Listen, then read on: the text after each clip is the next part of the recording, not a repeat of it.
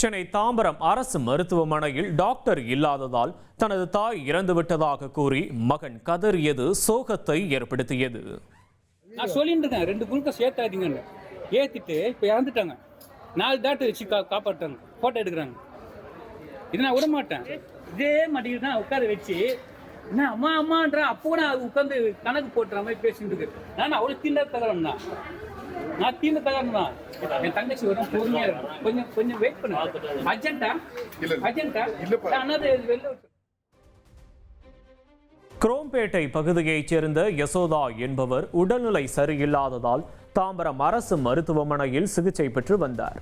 இந்நிலையில் அவர் இறந்த நிலையில் மருத்துவமனை வந்த அவரது மகன் முறையாக டாக்டர்கள் இல்லாததால் தனது மடியில் தாயின் உயிர் போனதாக கத்தி கூச்சலிட்டார்.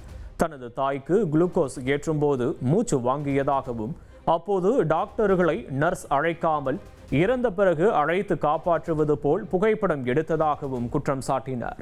அப்போது உடலை எப்போது வாங்கப் போகிறீர்கள் என்று போலீசார் கேட்டபோது தனது தங்கை வருகிறார் என்றும் அவசரம் என்றால் அனாதை என்று கூறி வெளியே வைத்து விடுங்கள் என்றும் வேதனையை வெளிப்படுத்தினார்.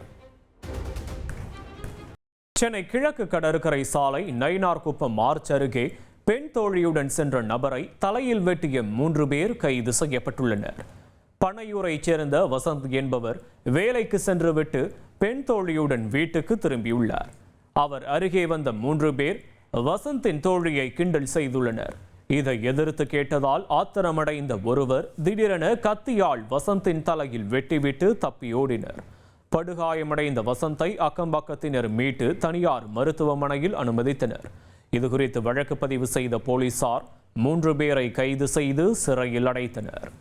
ஃப்ரெண்ட் ஆக்கிக்கோங்க. தந்தி டிவியின் சப்ஸ்கிரைபர்ஸ் அண்ட் ஃபாலோவர்ஸ் குடும்பத்தில் நீங்களும் இணையுங்க.